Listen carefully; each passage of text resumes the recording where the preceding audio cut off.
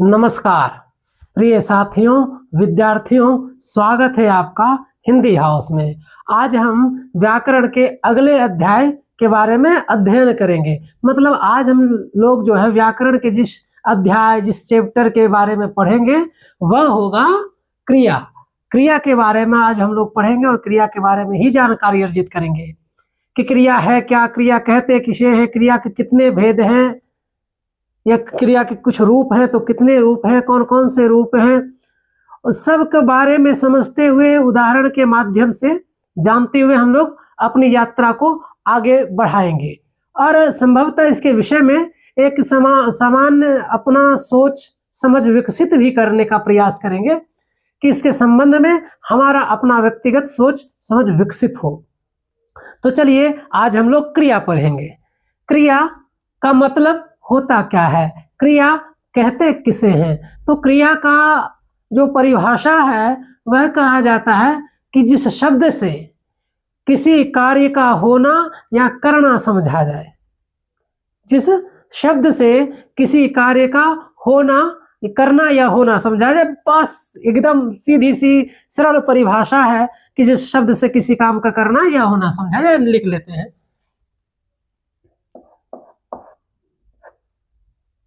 चलिए, जिस शब्द से किसी काम का करना या होना समझा जाए। जिस शब्द से किसी काम का करना या होना समझा जाए उसे क्रिया कहते हैं। और क्रिया हो सकते हैं कौन, जैसे हम कह सकते हैं, जैसे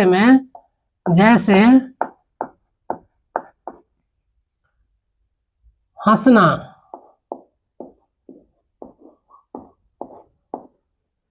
रोना, गाना, जाना, सोना, खाना, नाचना आदि शब्द है ना। हंसना, रोना, गाना, सोना, खेलना, उठना, बैठना, बोलना है ना। तमाम तरह के जो शब्द होंगे ऐसे वो कहलाएंगे, सब के सब क्रिया कहलाएंगे। हालांकि क्रिया के विषय में यह कहा जाता है कि जिस शब्द के अंत में ना लग जाता हो वह प्रायः क्रिया ही होते हैं। जिस शब्द के अंत में ना लग जाए, देखिए हंसना, रोना, गाना, जाना, सोना, खाना, नहाना, नाचना, पीना है ना, ये सब आएंगे। अच्छा ऐसा मत करना, नाना, ये क्रिया नहीं है। करोना क्रिया नहीं है। मतलब ऐसा चीज जिस शब्द से आपको लगे कि कोई काम हो रहा है, जिस भी शब्द से किसी काम होने का बोध है, कोई भी काम होने का बोध हो, वह शब्द क्रिया ही कहलाएगा। समझ में आई बात। तो ये कहलाएंगे शब्द, ऐसे शब्द कहलाएंगे क्रिया। अच्छा देखिए कुछ हम उदाहरण भी ले लेते हैं। चलिए एक आध उदाहरण भी हम लेके देखते हैं। उदाहरण में हम देखते हैं, उदाहरण में हम लेते हैं। पहला उदाहरण, मोहन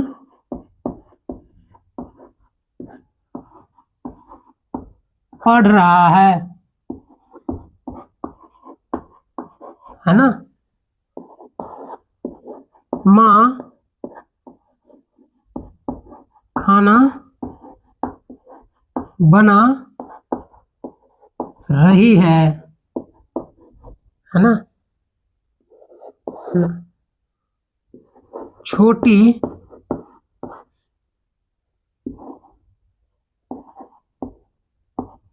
पढ़ाई कर रही है। मैं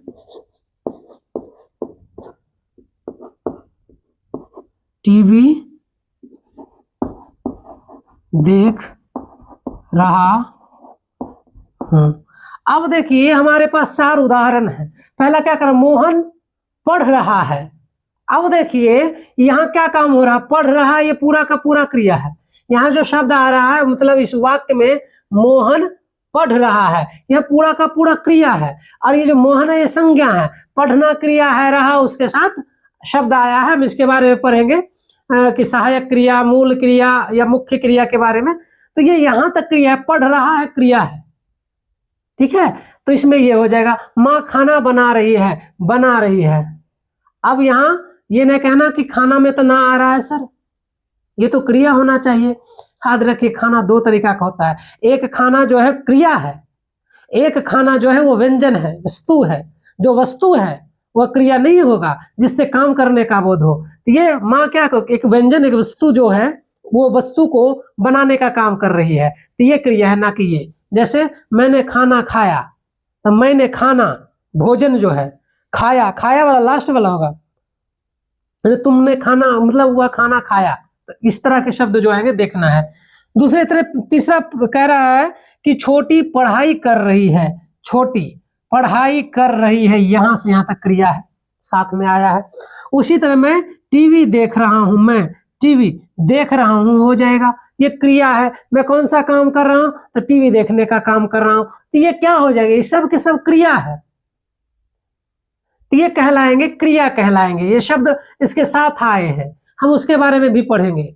चलिए, जब हम क्रिया के बारे में पढ़ रहे हैं तो क्रिया के बारे में यह जान लेना जरूरी है कि एक शब्द आता है, उसके बारे में हम लोग को जान लेना चाहिए कि धातु क्या है। धातु क्या है, तो धातु क्रिया का अलग होगा, जो आप अलग विषय में पढ़ेंगे, विज्ञान में पढ़ेंगे, वो धातु अलग होगा। यहाँ जब हम पढ़ रहे हैं क्रिया और व्याकरण, तो व्याकरण में धातु का मतलब अलग है। तो धातु कहते किसे हैं, तो कहा जाता है कि क्रिया के मूल रूप को धातु कहते हैं। क्रिया के मूल रूप को धातु कहते हैं, मतलब जैसे मैंने यहां लिखा है ना क्रिया, ये है ना, सब ये सब के सब क्या है, क्रिया है। यहाँ पर हंसना, रोना, गाना, ये सब क्रिया है, लेकिन क्या क्रिया के भी मूल रूप मतलब वास्तविक स्वरूप जो क्रिया का है वही धातु कहलाएगा। जैसे कह ले कि मैं हूं और आप हैं, आप क्या हैं, अगर मैं मान लूं उदाहरण के तौर पर, कल्पना के तौर पर कीजिए कि हम सब क्रिया है, तो हमारा मूल स्वरूप क्या होगा, तो कहते तब कह सकते हैं हमारा धातु स्वरूप, हमारा यह धातु रूप क्या होगा, बाल स्वरूप। जब हम शिशु थे, जब जन्म लिए थे, उससे छोटा तो हो नहीं सकते हैं, ठीक है। तो वो स्वरूप जो कहलाएगा वही धातु है। तो यहाँ भी वो क्रिया के जो मूल रूप है, जो खंडित नहीं हो सकता, जो टूट नहीं सकता, उससे छोटा नहीं हो सकता, तो क्या हो जाएगा, वैसे को हम लोग कहेंगे। जैसे क्या है यहाँ, हंसना का क्या है मूल रूप, धातु रूप, तो हो जाएगा हंस हो जाएगा, है ना। उसी प्रकार रोना का क्या हो जाएगा, रो हो जाएगा, गाना का गा हो जाएगा, जाना का जा हो जाएगा, उसके बाद सोना का सो हो जाएगा, है ना। उस तरह से कहते खाना का खा हो जाएगा, है ना। आना का आ हो जाएगा, उस तरह से नाचना का नाच हो जाएगा, है ना। पीना का पी हो जाएगा, आदि जैसे शब्द क्या कहलाएंगे, ये सब के सब कहलाएंगे धातु रूप कहलाएंगे। याद रखिए, क्रिया के मूल रूप को धातु कहते हैं, क्रिया के मूल रूप को धातु कहते हैं। जैसे हंस, हंस से क्या बना, हंसना बना। रो से क्या बना, रोना बना। गा से गाना बना, जा से जाना बना, सो से सोना बना, और खा से खाना बना, आ से आना, नाच से, माफ कर यहाँ गलती लिखा गया है ना, नाच से नाचना, पी से पीना। इसी प्रकार के शब्द जो बने हैं क्रिया वाला, उसका जो मूल रूप है वही धातु कहलाएगा। कई जगहों पर या कई शिक्षक यह भी बताते हैं, क्रिया के भेद भी, मतलब धातु के भेद भी बताते हैं। मतलब यह कहा जाता है कि धातु के 2 भेद हैं। हालांकि मुझे लगता है कह देना भी ठीक है, पर मुझे नहीं लगता कि वैसा कुछ है। तो धातु के 2 भेद में बांट दिया गया, मूल धातु और यौगिक धातु, है ना। मूल धातु और यौगिक धातु 2 चीजों में उसका बंटवारा कर दिया गया है।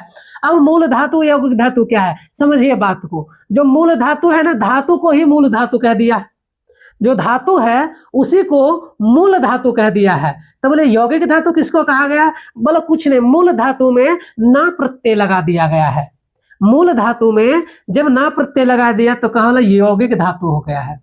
इस आधार पर कई विद्वान, कई शिक्षक अपना मत रखते हैं कि धातु के दो भेद हैं, कौन, मूल धातु और यौगिक धातु। मूल धातु इसी को कहा गया, यौगिक धातु इसी में ना लगा दिया गया प्रत्यय। जैसे हंसना में हंस में ना लगा दिया, हंसना, रो में ना लगा दिया, रोना, तो ना प्रत्यय लगा करके मूल धातु में ना प्रत्यय लगा करके उसे बना दिया गया है यौगिक धातु।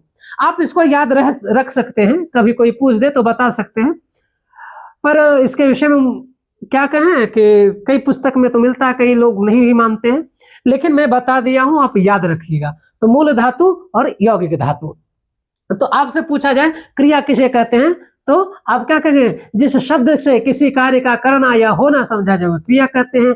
तो मूल धातु किसे कहते हैं, तो क्रिया के मूल रूप को धातु कहते हैं। तो क्रिया का कोई शब्द बताइए, तो हंसना, रोना, गाना, पीना, हंसना है ना, बैठना, लड़ना, झगड़ना, गाली देना, तमाम तरह की चीजें, देना नहीं है आपको बस, ठीक है, सुनना, सुनाना। अब देखिए जो क्रिया के विषय में हम लोग बात करेंगे, वह बात करेंगे हम लोग अब क्रिया, कर्म के आधार पर क्रिया के भेद, है ना, कर्म के आधार पर क्रिया के भेद। तो कह सकते हैं कर्म के आधार पर क्रिया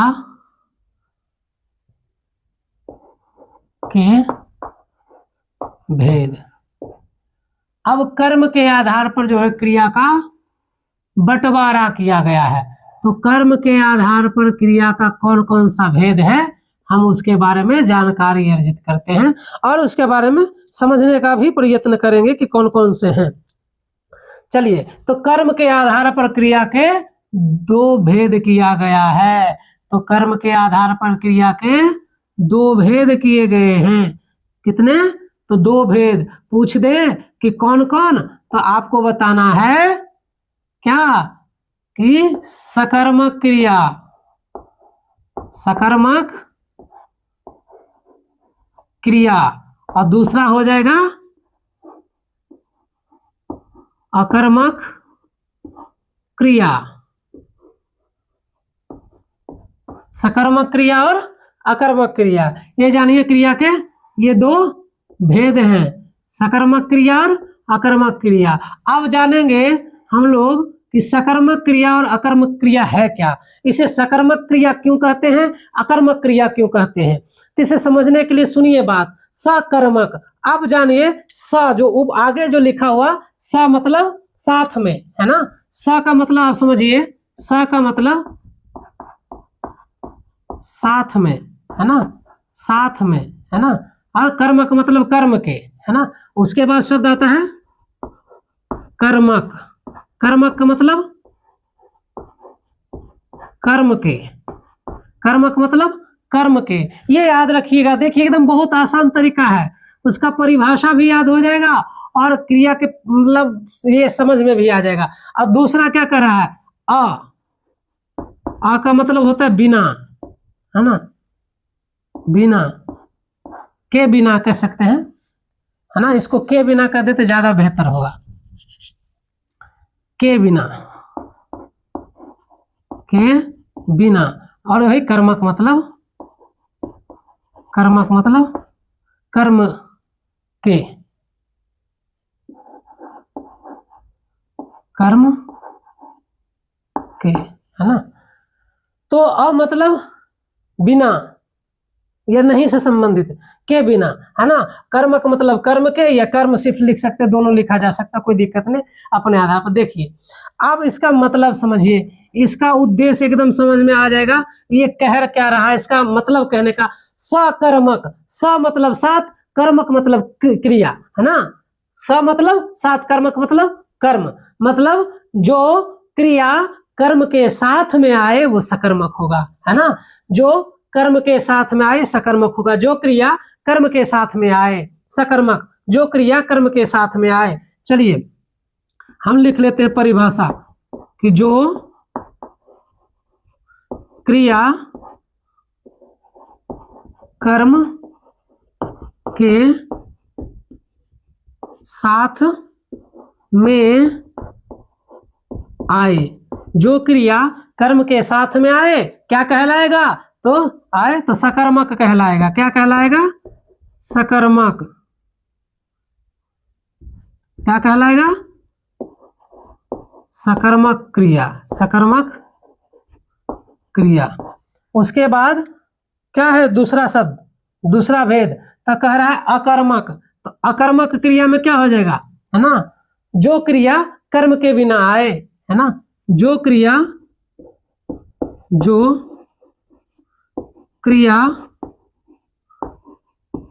कर्म के बिना आए वो कहलाएगा अकर्मक।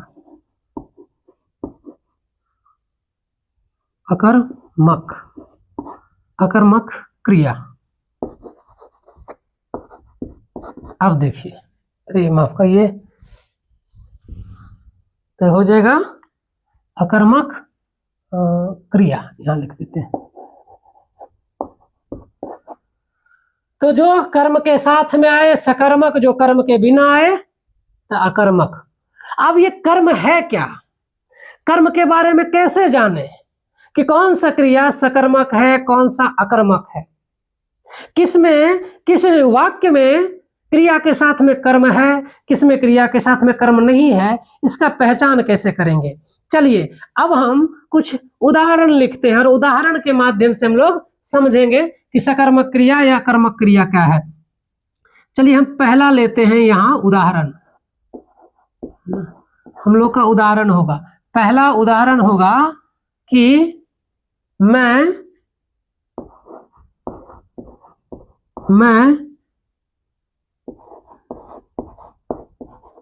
पुस्तक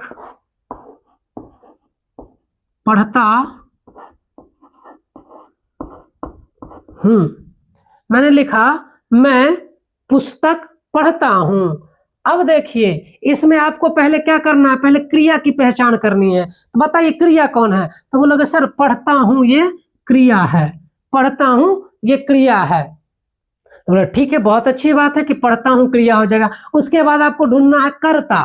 कर्ता कौन है? बोले सर कर्ता तो मैं, यहाँ सर्वनाम जो आया है मैं क्या हो जाएगा, ये कर्ता हो जाएगा। क्यों? पढ़ने का काम यही कर रहा है, मतलब मैं जो प्रत्यय आया है ये क्या कर रहा है, पढ़ने का काम कर रहा है। तो बोले सर ये पुस्तक क्या है? तो कहिएगा कि जो पुस्तक है ना, जो भी हम काम कर रहे हैं ना पढ़ने का, वो पढ़ने का असर इसी पर हो रहा है।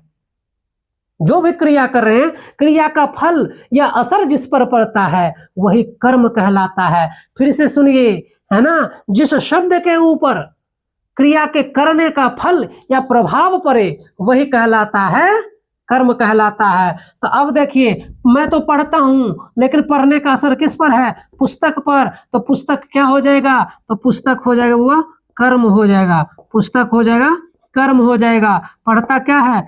पढ़ता हूं क्रिया हो जाएगा, है ना। यहाँ मैं क्या सर्वनाम है तो क्या हो जाएगा? कर्ता, है ना, कर्ता हो जाएगा। तो कर्ता कर्म क्रिया, है ना। हो गया समझ में ये बात? चलिए अब हम दूसरा उदाहरण लेते हैं। हम दूसरा उदाहरण लेकर के कहते हैं कि राधा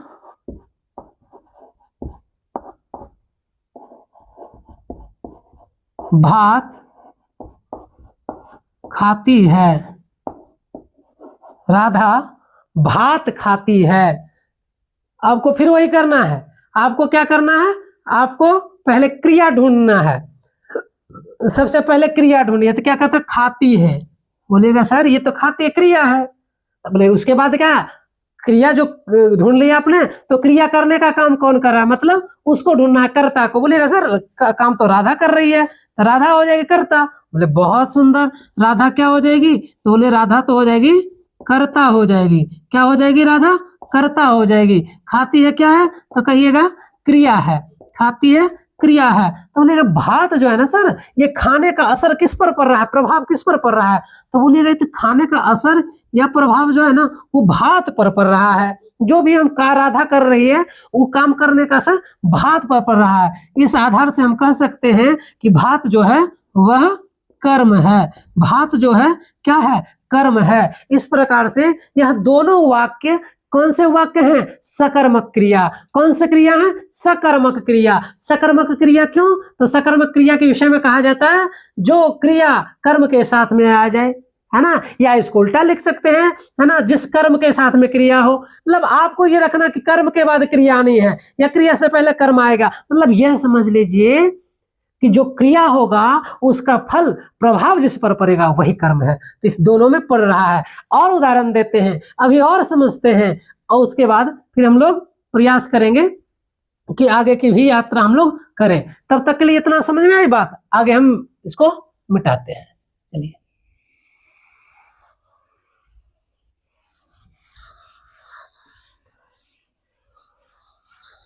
चलिए यदि आपको समझ में आ रहा है या फिर आपको कोई प्रश्न पूछना है यहाँ तक में, तो कमेंट करिए और पूछिए। निसंकोच संभवतः प्रयास यह करेंगे कि उस प्रश्न का उत्तर दे पाऊं, है ना।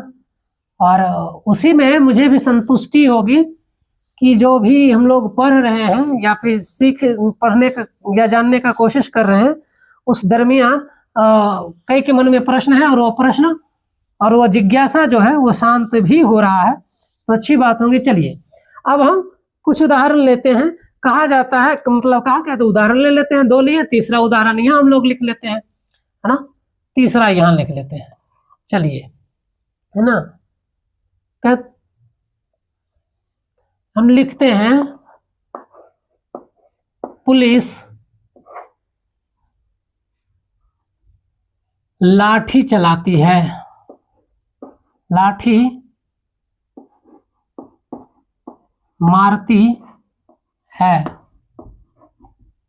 पुलिस लाठी मारती है वाक्य है, और हमको पहचानना है कि यह सकर्मक है या अकर्मक। तो सबसे पहले हमको क्या करना है, सबसे पहले हमको क्रिया की पहचान करनी है। तो क्रिया की पहचान लो, मैंने कर लिया, मारती है। उसके बाद ये काम कौन कर रहा है, बोले पुलिस कर रही है, पुलिस लाठी चलाती है। तो पुलिस क्या हो गई, तो पुलिस जो है वो हो जाएगी, क्या हो जाएगी, पुलिस करता है ना, क्योंकि कार्य को अंजाम यही दे रहा, पुलिस करता है ना। लाठी जो है ना मारने का काम कौन कर रहा है, तो पुलिस कर रही है। तो ये क्या हो जाएगा, क्रिया हो जाएगी, है ना। अब ये देखिए कि लाठी जो चला रही है पुलिस, इसमें क्या होगा, देखिए कैसे विद्यार्थी उलझ जाते हैं। अगर एग्जामिनर ऐसा प्रश्न कर दिया तो विद्यार्थी एकदम झट से क्या करे, लाठी कर्म है, मार देगा, कर्म सकर्मक क्रिया। लेकिन ध्यान से धैर्य बनाए रखिए, प्रश्न आसान रहते हैं, उसमें थोड़ी कठिनता छिपी रहती है। कह रहे अब मारती क्रिया है, पुलिस कर्म है, तो बोले सर लाठी तो माफ करिए पुलिस करता है तो लाठी कर्म होगा ना। मैं अभी अभी क्या बताया हूं, कर्म हम उसे कहेंगे जिस पर क्रिया का प्रभाव पड़ेगा, जिस पर क्रिया का असर पड़ेगा, वह होगा कर्म। लेकिन देखिए मारने का प्रभाव कहां किस पर पड़ रहा है, नहीं पड़ रहा है। इसका मतलब यह का इसमें कर्म नहीं है ना, इसमें कर्म क्या है, नहीं है। इसका मतलब यह अकर्मक क्रिया है ना, अकर्मक क्रिया है। ठीक है, कई जगहों पर याद रखिएगा, कभी कभी ना कर्म जो रहता है ना गौण भी रहता है, तो उस पर बात करेंगे। चलिए हम चौथा प्रश्न लेते हैं। चौथा में हम कहते हैं कि रोहित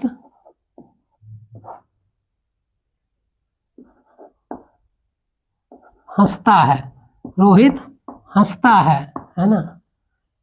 और 5वां, सीता रोती है ना, सीता रोती है। 6ठा हम कहते हैं पुलिस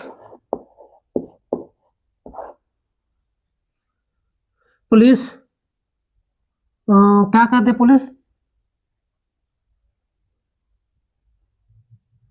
पुलिस छात्र को पुलिस छात्र को लाठी से पीटती है ना, पुलिस छात्र को लाठी से पीटती है। सातवां हम कर लें कि बालक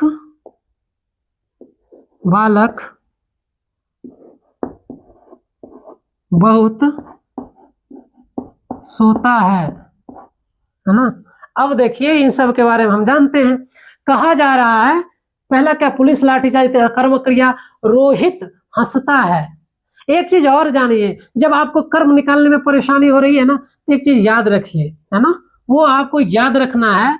इसको हम लोग कह सकते हैं अपनी भाषा में समझने के लिए कि भूत भगवा मंत्र याद करो, है ना। याद करना है तो आपको भूत भगवा मंत्र याद करो। भूत भगवा एकदम यही लिख देते हैं, भूत भगवा मंत्र याद करना है एकदम। इसको याद कर लीजिए भूत भगवा मंत्र जो है। तो मैं ये नहीं कहूंगा कि ये आपका 100% काम करेगा, वो आपकी बौद्धिक क्षमता पर ही निर्भर करेगा, लेकिन हाँ आपको सहयोग जरूर करेगा। 80 से 90% आपके काम आएंगे। कोई भी ट्रिक कभी भी 100% 100% काम नहीं करता है, कभी भी नहीं। वो किसी न किसी रूप से उसमें दोष आ ही जाते हैं, ठीक है। तो आपको इसको याद रखना है कि क्या और किसको, क्या और किसको। यदि आपको किसी वाक्य में क्या और किसको का जवाब मिल जाता है तो वो कर्म होता है। फिर से सुनिए, भूत भगवा मंत्र में क्या होता है कि यदि क्या और किसको के सवाल का जवाब मिल जा रहा है तो समझिए उस वाक्य में कर्म है ना। यदि हम क्या का प्रयोग करते हैं, यदि वाक्य में कर्म है कि क्या से जो कर्म निकल रहा है वो निर्जीव कर्म होगा, किसको प्रयोग करने से जो कर्म निकल के आएगा वो सजीव कर्म होगा, ठीक है। दोनों पर ध्यान देना है। अब देखिए, अब यहां क्या कर रही है कि रोहित हंसता है। अब क्या करना है, क्या और किसको क्रिया से पहले इसका प्रयोग कर लेना है, इन दोनों का। पहले इसका उत्तर नहीं मिलेगा तो इसका करके देखिए, है ना। तो इसमें जो संज्ञा शब्द इसको छोड़ देते हैं, संज्ञा के स्थान पर क्या लगाते हैं, क्या हंसता है। कुछ जवाब मिल रहा है आपको? बोलोगे सर ये अटपटा ढंग का सवाल है, क्या हंसता है। तो फिर से देखिए, क्या हंसता है बोला पता नहीं, किसको हंसता है बोला जवाब नहीं मिल रहा है सर। बोला जब जवाब ही नहीं मिल रहा है तो इसका मतलब यह जो क्रिया है, यह जो वाक्य है, क्या कहलाएगा, अकर्मक क्रिया। ये जो क्या कहलाएगा, अकर्मक क्रिया। क्या है, ये कहलाएगा अकर्मक क्रिया, अकर्मक क्रिया। याद रखिए ये क्या कहलाएगा, अकर्मक क्रिया। पांचवा क्या कहता है, सीता रोती है। अब सीता को हटाकर क्या रोती है, बोलेगा पता नहीं क्या रोती है। तो किसको रोती है, पता नहीं किसको रोती है। तो इसका मतलब बोलेगा सर यह भी क्या है, ये भी क्या है, अकर्मक क्रिया ही है। कारण क्या है कि मेरे प्रश्नों का उत्तर नहीं मिल पा रहा है। जब इन प्रश्नों का उत्तर नहीं मिले तो अकर्मक क्रिया हो जाएगा, है ना। उसी तरीके से क्या है, पुलिस छात्र को लाठी से मारती है या पीटती है ना। देखिए पुलिस क्या पीटती है, बोले पता नहीं। पुलिस किसको पीटती है, तो बोले सर पुलिस पीटती है किसको, तो छात्र को। बोले हाँ मिल रहा है जवाब, है ना। क्यों, किसका जवाब मिल रहा है, तो बोलेगा किसको का जवाब मिल रहा है, पुलिस छात्र को लाठी से पीटती है। बोला हाँ मिल रहा है सर, पीटना क्रिया है ना। और जो काम कर रहा है लाठी से पीटने का काम कर रहा है, और काम कौन कर रहा है, तो बोलिएगा पुलिस कर रही है काम, पुलिस कर रही है काम, है ना। पुलिस करता हो गई, है ना, पीटती है मतलब क्रिया हो गई। और पीटने का असर किस पर हो रहा है बुआ, तो बोलिएगा सर छात्र पर हो रहा है। पीटने का असर किस पर हो रहा है, छात्र पर हो रहा है। हाँ बच्चों याद रखिएगा कि इन दिनों देश में यही चल रहा है। इन दिनों की पिछले कई वर्षों से हमने देखा है कि एकदम हिटलरी शासन आ गई है देश में, अंग्रेजों वाली शासन है। जैसे लाला लाजपत राय को लाठियां पड़ी थी, वैसे हमारे देश के छात्रों को लाठियां पड़ रही है, शिक्षकों को लाठियां लगी। देश के पहलवान जो विरोध करने आया उन्हें भी आतंकवादी बताया गया, छात्र को भी आतंकवादी बताया गया, देश के किसान को खालिस्तानी बताया गया। देश की स्थिति बहुत नाजुक है दोस्तों। क्या कहें कि लाठी वाला शासन आ गया, देने वाला रोजगार छीन रहे हैं रोटियां, कैसे बनेंगे नव भारत, कैसे बचेंगी बेटियां। जंतर मंतर में लड़कियों के कपड़े फाड़े गए, बेरहमी से पीटे गए, घसीटा गया। हमने सब कुछ देख लिया इस दुनिया में। अंग्रेजों का शासन काल तो नहीं देखा, पर अनुमान लगा सकता हूं कि अंग्रेज कितना दमनकारी होगा। जब हमारे मुल्क के ही सत्ताधीश हमारे साथ ऐसा व्यवहार करते हैं तो अंग्रेज कैसा करता होगा। हमारे ही देश में हमारे ही धर्म के लोगों को, छोटे छोटे बटुकों को, शंकराचार्य को अपमानित किया गया, शिक्षकों को पीटा गया, विद्यार्थियों को पीटा गया, ज्ञानियों वैज्ञानिकों को पीटा गया, खदेड़ा गया। कोई कुछ नहीं कहे, क्या कहे। एक दिन ऐसा आएगा कि तख्त ताज जो है ना हवा में उड़ जाएगा, उसका अभिमान किसी का नहीं चलता है। रावण और कंस भी वही चाहता था कि धरती पर कोई भी धर्म की पूजा नहीं करे, सब उसको ही अपना ईश्वर मान बैठे। जिसको भी जब जब भी अभिमान हुआ है तो कोई साधारण व्यक्ति आया है, राम जैसे एक भिक्षुक वनवासी आकर रावण जैसे प्रतापी राजा और बाहुबल राजा को हरा कर चला आता है, तो ऐसा ही होगा। खैर हम चलिए, हम लोग क्रिया पढ़ रहे हैं तो क्या होगा, इसमें छात्र को क्या हो जाएगा, हुआ ये हो जाएगा सकर्मक क्रिया। ये कौन सा क्रिया हो जाएगा, तो बोलिएगा ये सकर्मक क्रिया हो जाएगी। सकर्मक क्रिया,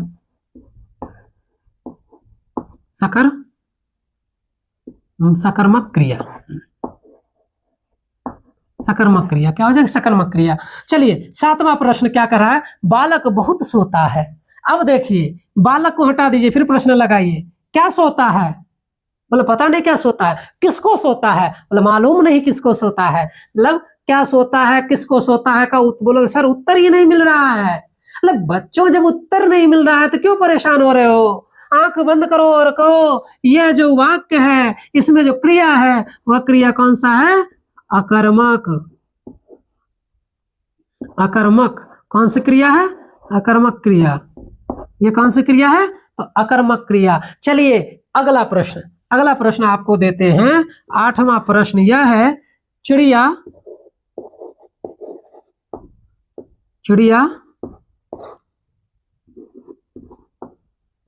उड़ गई, चिड़िया उड़ गई। अच्छा चिड़िया से मुझे याद आया कि कहावत है हम लोग गांव में, हमारे तरफ, कि राम जी की चिड़िया राम जी के खेत, चर ले रे चिड़िया या चुग ले रे चिड़िया भर भर पेट। हमने देखा राम मंदिर में क्या हुआ था। दादा दादी खूब पढ़ती थी, भजन सुबह उठ करके करते थे, राम नाम के लूट है, लूट सको सो लूट, अंत काल पछताओगे प्राण जाएगा छूट। क्या पता है उन लुटेरों के लिए लूट मची है। हम तो राम राम लौटते रह गए, वो राम के नाम पर सारा माल लूट ले गया। उन लुटेरों को बताओ ये बाह्य आक्रांतियों से कम है क्या, जिसने भारतीय मंदिरों को लूटा था कभी, अब फिर लूटा जा रहा है धर्म के नाम पर। बहुत कुछ, क्या करें। चलिए तो चिड़िया उड़ गई, बताइए सकर्मक क्रिया है अकर्मक क्रिया। अब बताइए सकर्मक क्रिया है या अकर्मक क्रिया। तो आप कहिएगा सर इसमें जो संज्ञा शब्द है ना, इसमें जो संज्ञा शब्द है ना, ये इसको हम हटा देंगे। बहुत अच्छा बच्चों, क्या करोगे, हटा देंगे। और फिर क्या करोगे, बोले सर हम इन दोनों भूत भगवा मंत्र का प्रयोग करेंगे, है ना। क्या उड़ गई, किसको उड़ गई, बोले सर किसको का तो उत्तर नहीं मिल रहा है, पर यहाँ जो है ना क्या उड़ गई, बोला सर चिड़िया उड़ गई। बोला वाह सर ये तो हो जाएगा, क्या हो जाएगा, क्या हो जाएगा, बोले सकर्मक क्रिया हो जाएगा। क्या उड़ गई, तो चिड़िया उड़ गई। सर इसका जवाब मिल रहा है सकर्मक क्रिया हो जाएगी। बच्चों आप क्या करोगे, टिक मार करके आ जाओगे। बोले 1 नंबर तो पक्का, बोला नहीं पक्का नहीं है, आपने गलती कर दिया। मैं अभी थोड़ी देर पहले आपको बताया कि भूत भगवा मंत्र जो है या कोई भी ट्रिक हमेशा 100% क्या होता है, कारगर नहीं होता है। अब देखिए आपने तो आंख बंद करके ये सोच लिया कि क्या उड़ गई, तो चिड़िया उड़ गई। आप सोचिए जरा इसमें क्रिया की पहचान करिए, है ना, क्रिया की पहचान करिए। तो बोले सर क्रिया क्या पहचान करना है, उड़ना भी क्रिया है और गई जाना भी क्रिया है। बच्चों जब मालूम है कि उड़ना भी क्रिया है और जाना भी क्रिया है तो कर्म है कहां। आपने क्रिया कोई कर्म बता दिया, किस आधार पर, यही ना ट्रिक के आधार पर। इसलिए सावधान रहिए ट्रिक से। मैं पढ़ाते हुए भी यह कह रहा हूं कि सावधान रहिए। आपने केवल सोचा नहीं बस टिक कर दिया। इसलिए अच्छा, अब सोचेंगे कि आपने सबका बताया लेकिन ऊपर वाला छोड़ क्यों दिए, इसी के लिए। अब बताइए, पुलिस लाठी मारती है, अगर आपसे पूछते तो आप शुरू में ही बता देते सर लाठी कर्म है। अब बताइए क्या होगा, मारना क्रिया है, पुलिस कर्म है, बताइए कर्म नहीं है कि नहीं। लेकिन एक बात भी जानिए, कुछ ऐसे शब्द होते हैं जिसके पीछे कर्म गौण रूप से छिपा हुआ होता है, होता नहीं है पर फिर भी होता है, उसकी गैर मौजूदगी में भी बताया जाता है कि इसके पीछे कर्म है ना, वो हम बात करते हैं। ठीक है, चलिए, तो ये क्या हो जाएगा, ये अकर्मक क्रिया हो जाएगा। ये क्या हो जाएगा, कहिएगा, अकर्मक क्रिया हो जाएगा। अब चलिए, अब क्या होता है, कई बार हम देखे हैं परीक्षाओं में कि आपको ये वाक्य नहीं देते हैं, केवल शब्द ही दे देते हैं और पूछते बताओ कौन सा इनमें से सकर्मक है, कौन सा अकर्मक है, कौन सा सकर्मक है और कौन सा कर्मक है। चलिए बस एक सेकेंड रुकिए।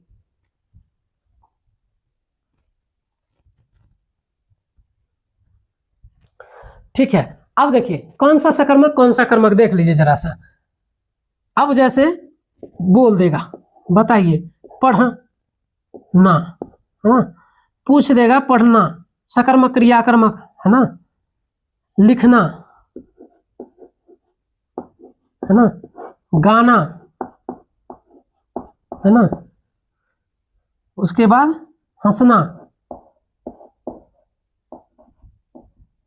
हंसना, रोना, सोना।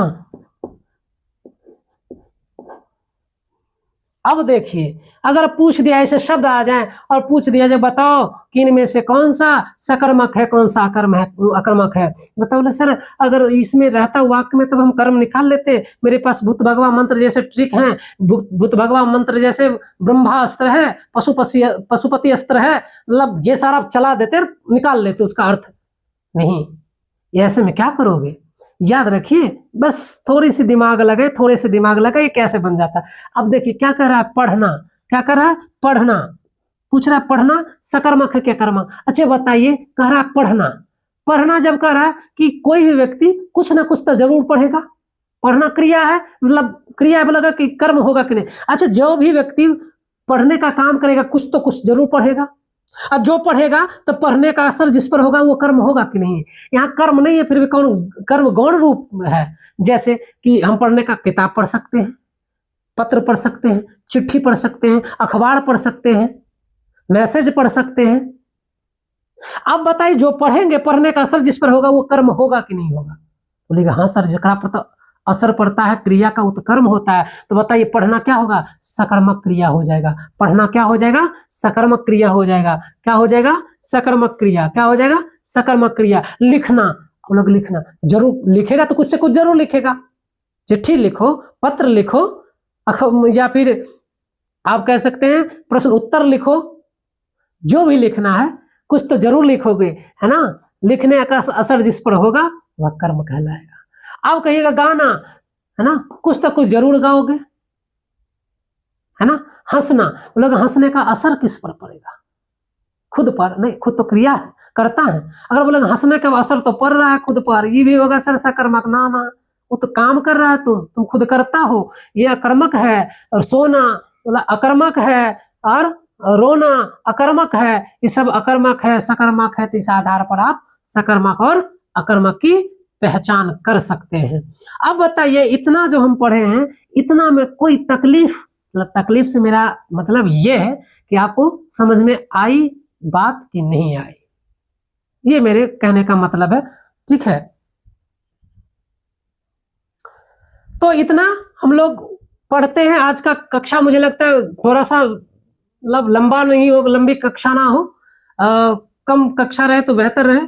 तो आज हम, मुझे लगता है इस कक्षा को यहीं विराम दे देते हैं, और इसके जो अन्य रूप हैं क्रिया के वो अन्य अगले पाठ में पढ़ें तो ज़्यादा बेहतर होगा। तो यदि इनमें से ये भी आपका कोई प्रश्न हो, कुछ पूछना हो तो कमेंट करिए। अगर कक्षा अच्छा लगे तो अपने दोस्त के पास शेयर करिए, उन्हें बताइए। और एक जरूरी काम भूल गए, चैनल को सब्सक्राइब करिए और लाइक भी कर दीजिए, है ना। चलिए, धन्यवाद, कक्षा को विराम देते हैं।